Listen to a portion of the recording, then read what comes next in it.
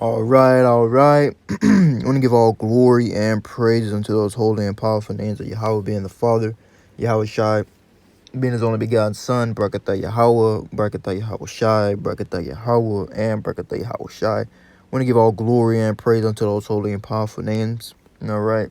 And give double honors to the apostle, great millstone, who the ruler, who teach real, coming in the way of the Baal Shemakai Kodash, which is the Holy Spirit of truth. This is Brother Malachi coming at you again with another lesson. This is going to be, I want to say a quick impromptu, but I don't know how long the lesson is actually going to be. But what we're going to be going into today is just the current things is going on in Israel regarding the 2,000 year period spoken about in Revelation 20th chapter, and just going briefly touching on Ezekiel the 38th chapter.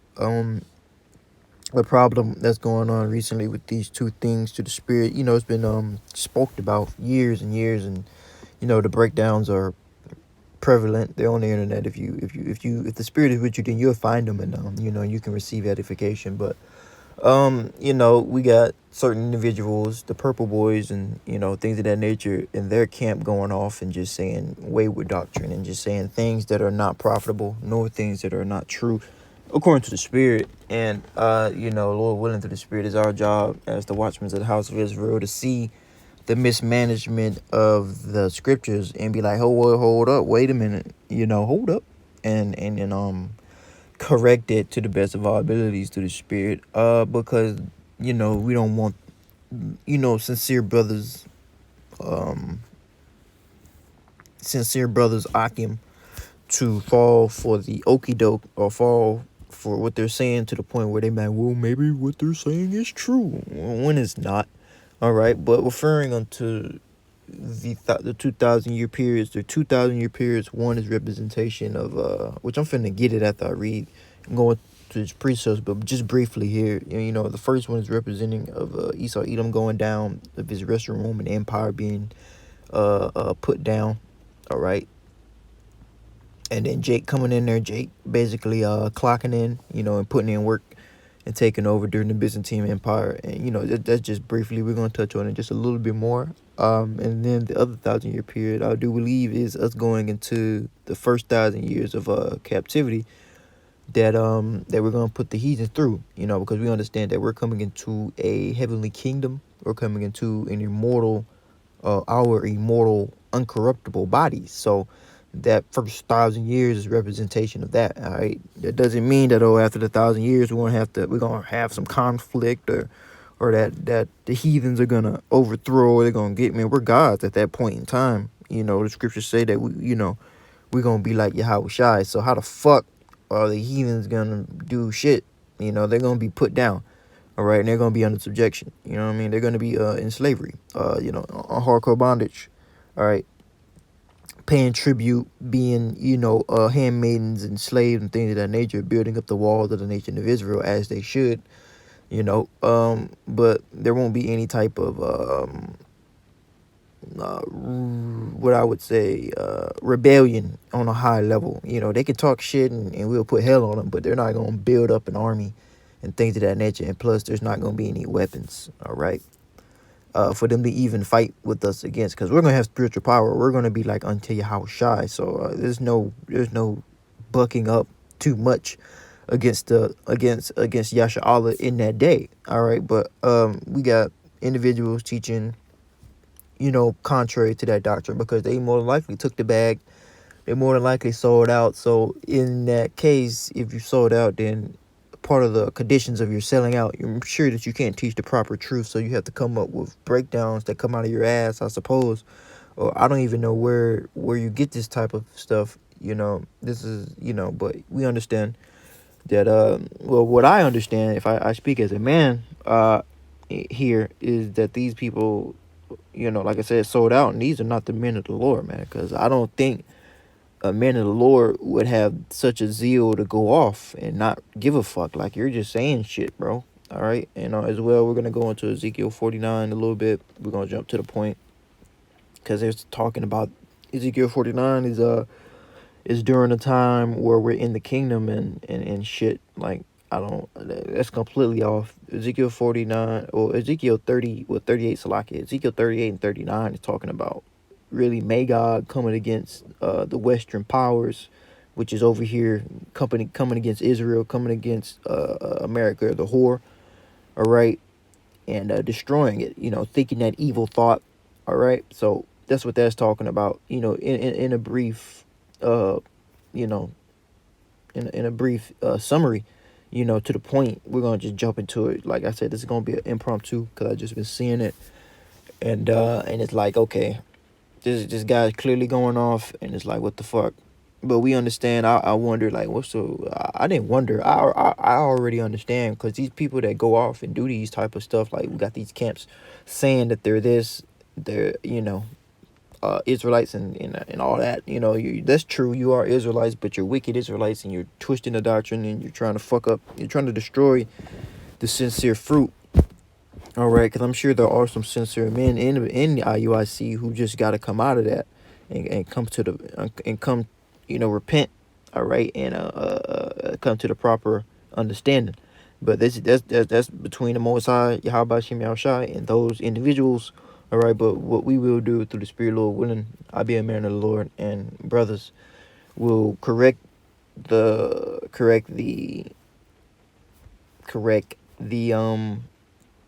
wrong breakdown, so you can have the right breakdown, so you can be warned. All right, through the Spirit. All right, but yeah, so what I wanted to get into first is Job 12. I'm gonna get right to the point. It says, this is Job 12 and 16. It says, with him, now this is speaking of Yahweh. It says, with him strength and wisdom, and the deceived and the deceiver are his. All right, so we got individuals, like I say, that are deceived and into thinking that whatever the fuck they're teaching is correct, which is not. So you're deceived. All right, and these people who are deceived by their false doctrine are deceiving individuals. So those that get caught up in this, the deceived, and the deceiver, the ones that's deceiving these people to be deceived, they're all going to be destroyed. All right, because if you can't see the wickedness and the wayward doctrine, the clear going off of what this man is doing, then the spirit's probably not dealing with you, or the spirit has to allow you to go off so it can bring you back, or you repent somewhere along the way and the Lord deal with you. But there's certain individuals that the Lord just want to be that the Lord wants to be taken by this foolishness, by this man's cult of personality, and be destroyed. So it is what it is. The deceived and the deceiver are his, man. All right, and mostly, Job here, it's Job 12 is a good chapter. It's going into the power of the Most High. And I just wanted to get one more thing.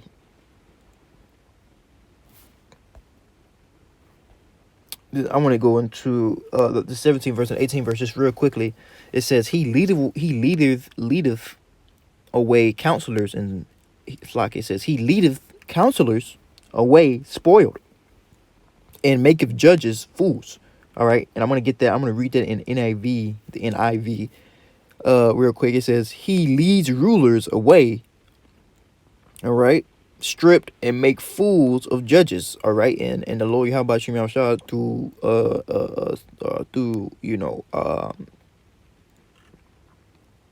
through the prophets. All right, we're prophesying this man's ultimate fall. Okay, we're prophesying the downfall of his kingdom through the word. All right, we're not gonna lift up carnal means of weapons and things of that nature, but we are gonna prophesy his kingdom downfall through what's written within the scriptures. All right, the Lord Yahweh Shemashah said he has a controversy with the inhabitants. All right, because there is no truth. All right, this place is unrighteous. This is Babylon the Great, Babylon the Great, America. The place of great confusion. But reading again, it says, he leads away rulers stripped and make of fools of judges. All right, and that's Esau Edom, man. This is what he's going to do to Esau Edom. He's going to lead away the rulers. He's going to strip them of their rulership. All right, and he's going to destroy them. All right, well, he's not going to destroy them, but he's going to put them in captivity, man. And then after 1,000 years, he's going to destroy them. All right, it says, and make of fools of judges. All right, though judges will be a person, that would discern between right and the wrong. But Esau Edom isn't a true judge, man. He doesn't judge by the scriptures. He doesn't judge righteous judgment. All right, like the scriptures speak about in John 7:38, I believe. The scriptures speak about judging righteous judgment, and this is what Esau does not do, because Esau Edom is not righteous. All right, Esau Edom was set up. All right, coming back through reincarnation through Esau Edom, to be the wicked, to be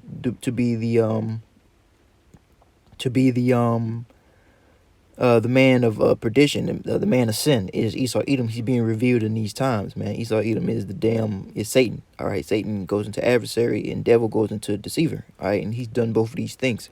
Going into 18, he says he looseth the bonds of kings and girdeth their loins with a girdle. All right, we're gonna read that in the NIV on the left hand side. I mean the right hand side. So like right here, it says, "He taketh off the shackles put on by kings and ties long cords around their waist." And the Lord Yahawashi spiritually, like I said, this chapter is going into, the power of Yahweh. But it can be understood in manifold ways. But it says in verse 18 once again, it says, "He taketh off the shackles put on by kings," and the Lord spiritually, and physically has taken off the shackles off of Jake, during the time of when the slavery was abolished and things of that nature. But furthermore, even though slavery was abolished, Jake still had that from 1619 to 1960s, late 70s, going into that 350-year period.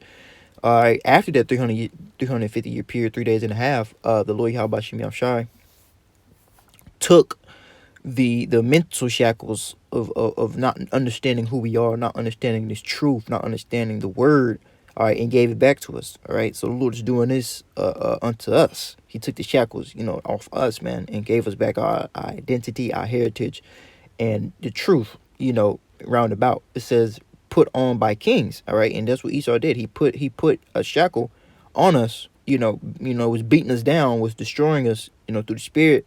All right, so that we couldn't even read books, God damn it, and things like that, to where we couldn't get the understanding of the truth. Though it was a time period, it was prophecy that we had to play out upon ourselves. The curses to play out on us. So the truth wasn't time for us to understand it, or it wasn't time for us to delve into it until that 350-year period was at an end. And it says, ties a loincloth around their waist. All right, so the Lord is spiritually, he's giving us, he's healing us back up, man. He's healing us, putting the band-aids on us, putting the ointment on us, man, through the spirit. He's he's wrapping us up. All right, but yeah, so that's what I wanted to go into, at least on that verse. Let's go into Revelations, the 20th chapter. We can just get that, and then we're gonna start there, and then like I said, this is impromptu, so I'm gonna touch on it as much as I can, because I do got some pictures, and I do got some some things in regards to it that I can speak on, and then I'm gonna touch on that Isaiah 49.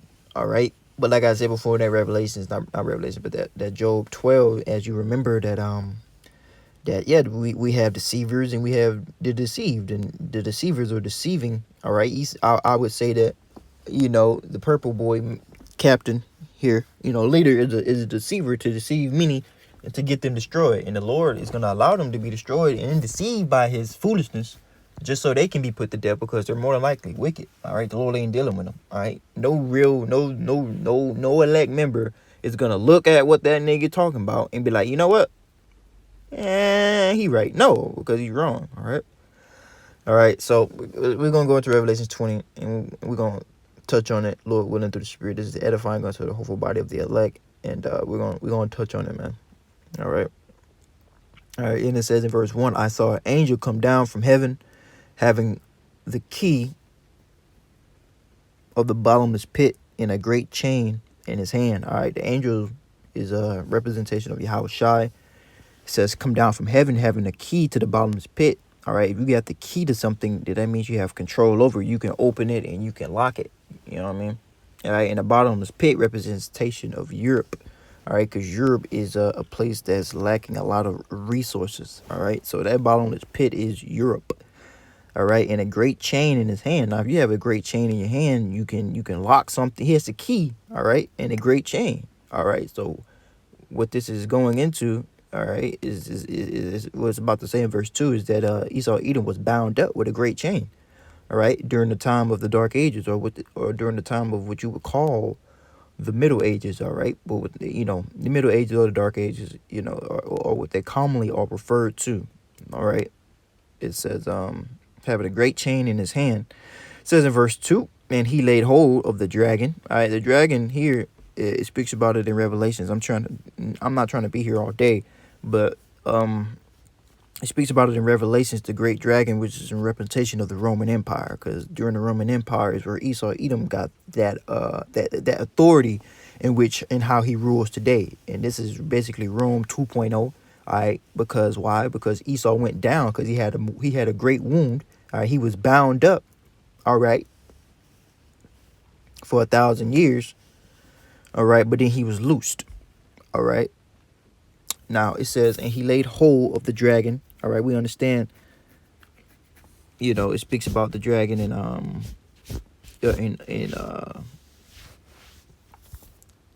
let me see, where does it speak about the dragon at? Maybe Revelations. Let me go see. Just a precept it real quick. No, that's the red horse.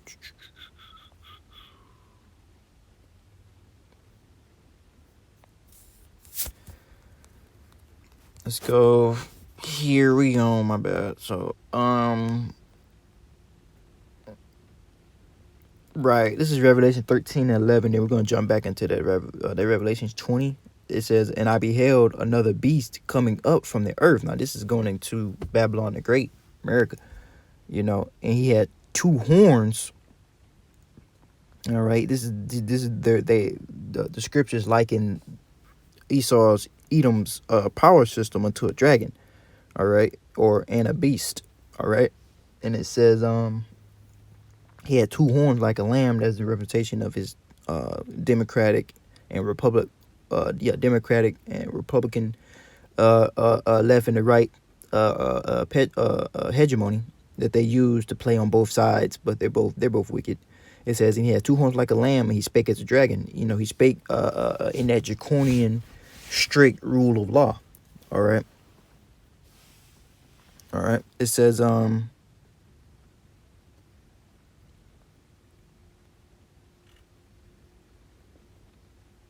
we can go up a little bit. Let's read just for edification's sake, we can read Revelation 13 and 2. Then we'll go back. It says, and the beast which thou saw was like unto a leopard. All right, the leopard, real quickly, is going into Alexander the Great, because the Greeks is the start of Esau Edom's supremacy on the earth. It started with Alexander. It started with the Greeks, and then then it went into the Romans. But it says, I saw unto like a leopard, going to the Greeks, and it says, in his feet were as a bear. All right, the end of Esau is the bear, which is going into Russia. All right, because Russia is going to play a pivotal role with uniting these nations against, being a guard, like it speaks about in Ezekiel 38:39, which is funny because they're saying that's in the kingdom, which is off. All right, which I don't know how you do that. But it says, but the end of Esau, the feet of it is the bear, which is a representation of Russia, and Russia is gonna be a guard unto all these smaller nations, and they're gonna destroy Babylon the Great, America, with nuclear fire. All right, through the spirit. It says, and his mouth. It's like it says, in his mouth is the mouth of a lion. All right, and that's going to Britain, Great Britain. All right, which Babylon the Great came out of. All right, through the spirit. All right, and it says, and the dragon gave him his power. All right, this dragon is representation of the Roman Empire. All right, they started to rule in this fashion, and it came back after the 1,000 years of being put down, having that chain around him during in Europe. All right, it says so like it says, and gave him his power and seat of great authority. All right, so they're ruling with the same power. They're ruling with the same authority that they've gotten, during in the time of the Roman Empire. But now they have even more power because they have more of the puzzle to play with. They got more war. They got more lands. They got more people under their power. More people under their thumb. Through the spirit, if you will. All right.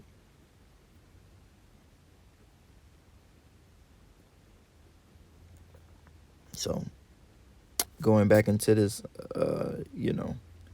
Revelations, the 20th chapter. Now, I just brought that out to just show that the dragon is synonymous with Esau's Edom and his power structure. All right.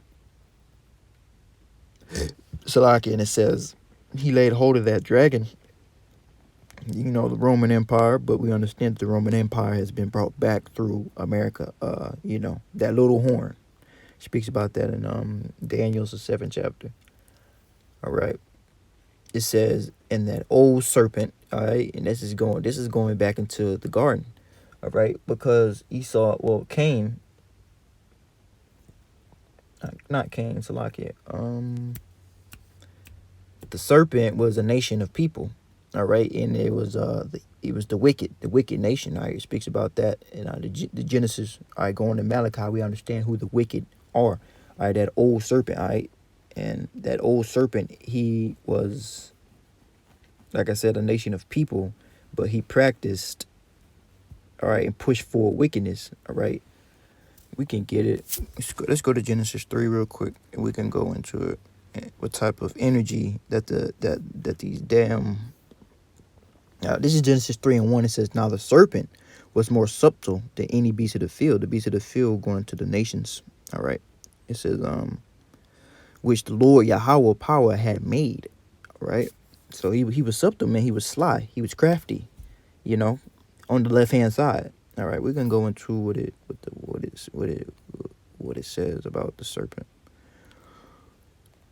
It says Nakash, serpent, snake, fleeing. Right. All right, and the to say someone's a serpent, scriptures say that we should be harmless of doves and wise as a serpent, because serpents are likened to be wise, man. And Esau is wise on the left hand. All right, so he was able to deceive Eve, through left hand wickedness, through left hand knowledge and wisdom. All right, so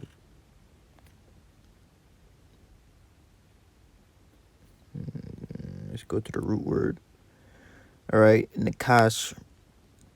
All right, and this was the type of energy in the time that the serpent was on, and this is the type of energy that Esau Edom is on.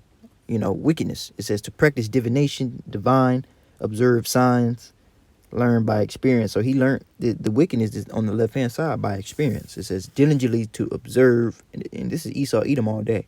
Practice fortune telling, and fortune telling is that's some witchcraft. All right, because Yahawashi is in control of everything that happens on earth. So there is no person that you can go to, that can that's in their right mind that's gonna tell you the future. All right, and what they should tell you is that America is Babylon. It's gonna be destroyed. It says to take an omen. It says to practice divination. All right, and going into the Strong's, it says enchantments, divine, enchanter. And this is the type of energy that Esau Edom is on. All right, let me get a precept. An enchanter.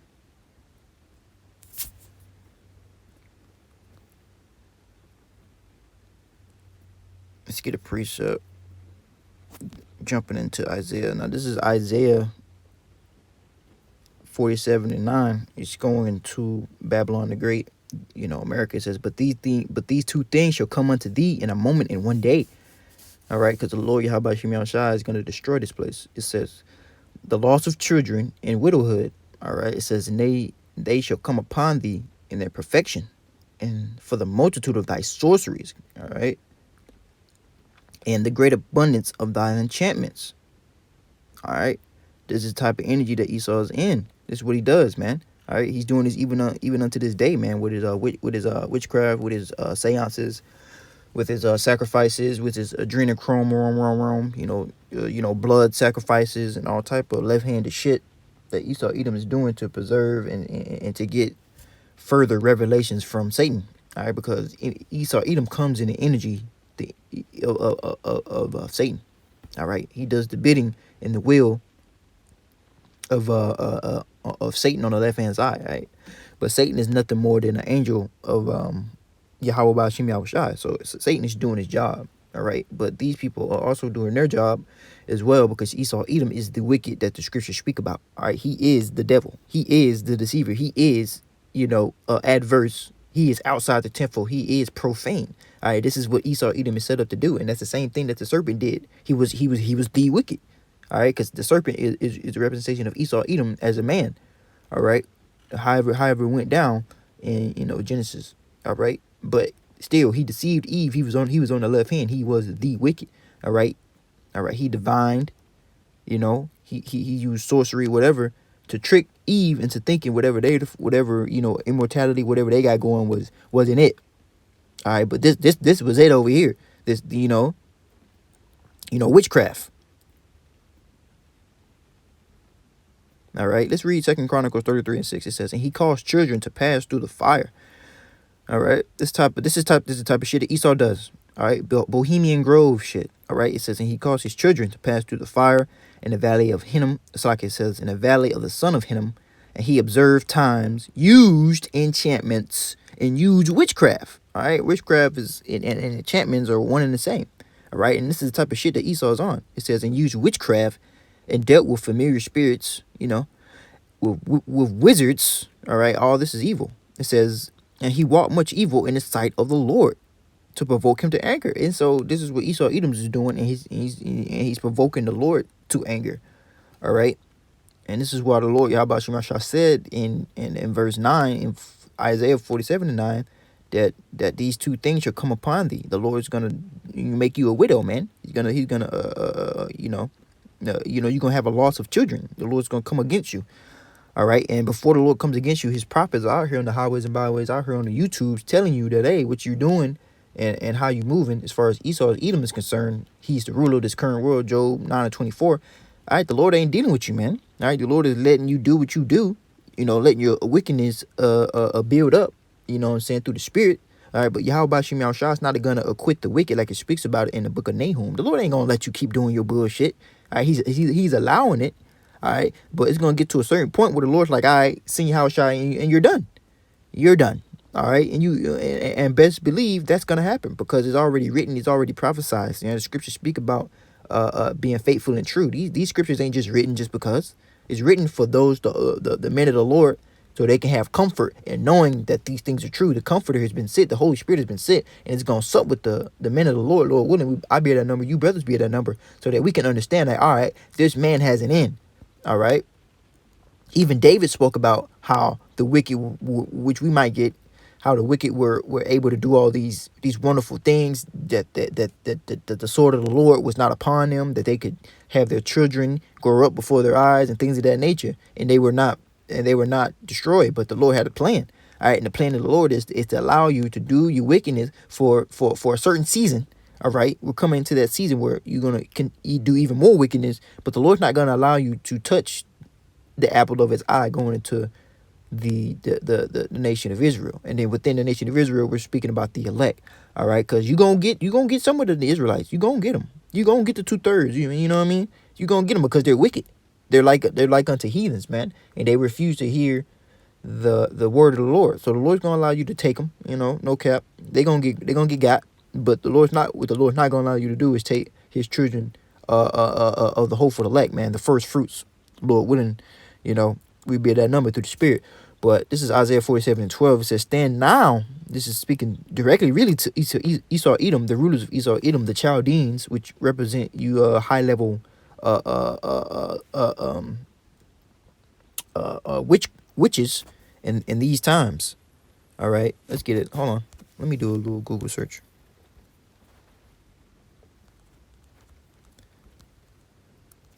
I believe the Chaldeans were the hell.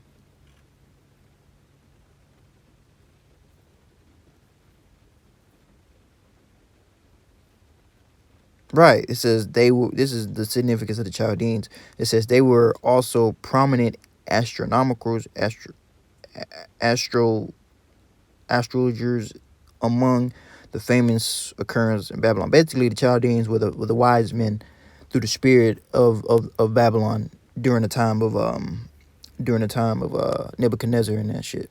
All right, and we got the modern day Chaldeans is unto Esau Edom and his scientists and the things that they be doing and the witchcraft that they be doing. All right, which is gonna come to naught. But it says in verse 12, Isaiah 47 and 12, stand now with thine enchantments and with the multitude of thy sorceries, all right, wherein thou hast labored from thy youth. All right, and when has he labored as far as his youth goes? All the way to during the time of Genesis. All right, he's been being a witch, dwelling on the left hand side, all right, pushing wickedness. All right, and that's how Eve was deceived, and that's how Adam was ultimately deceived. All right, and they brought in death. So whatever the serpent was pushing was obviously wayward. It was obviously against the ways of the Lord, which brought in death. And anything that brings in death is sin. All right, because the wages of sin are death. So whatever the fucking serpent, which was a man, was pushing to Eve was death. It was okay. It was wickedness, man. It was off. It was unrighteous. All right, and that brought in death. All right. Period. It says, stand now with thine enchantments and with the multitude of thy sorceries, wherein thou hast labored from thy youth, if thou so be able to profit, if thou so mayest prevail. But Esau Edom, you're not gonna prevail. The Lord is just jiving you. You ain't gonna prevail that shit. You're gonna be put down, man. All right. And if I was an Edomite, I'd be pretty scared too. If someone, holy men through the spirit, probably Yahawashi Mashah was against your kingdom and teaching you that, hey, you're going to go down, and the Lord Yahawashi Mashah, omnipotent force of spiritual power, is finna come and destroy you. Like, I'll be scared too, buddy. But you still gonna be destroyed, all right? All right. Just like Pharaoh was destroyed. All right. The Lord hardened his heart. The Lord's gonna harden your heart. All right, so that you can do what you gotta do, and you're gonna be destroyed therein.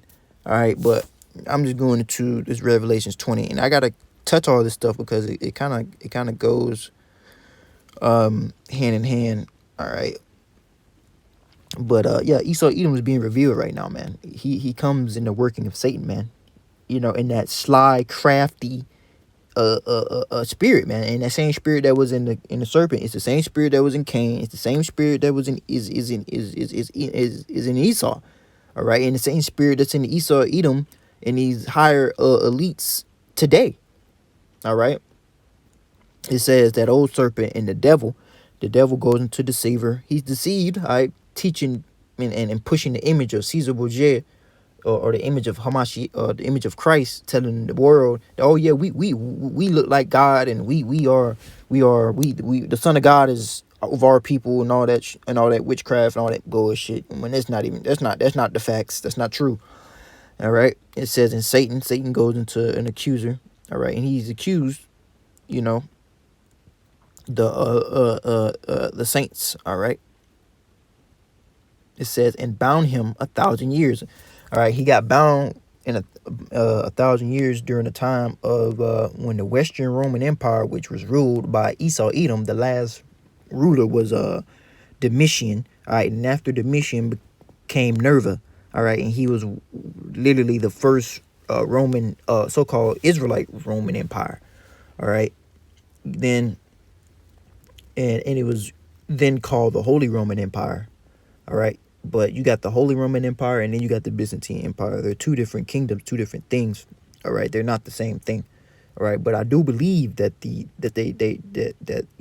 Byzantine Empire that lasted 1,000 years, it was referred unto the Holy Roman Empire at times. All right, but from what I've seen and looked up, that the Holy Roman Empire, it also came back into prominence during the time of the Byzantine Empire. All right, because Charlemagne was a part of the Holy Roman Empire, but the Byzantine Empire was dealing with Constantine. All right.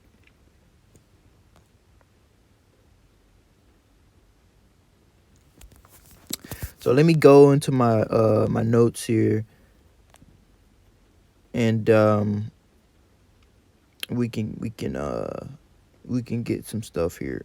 Let me see. Let me see here.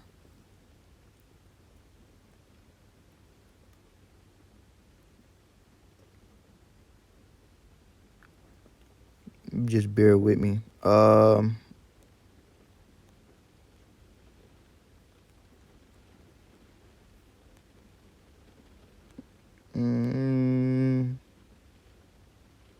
What I was finna get here. Salakia.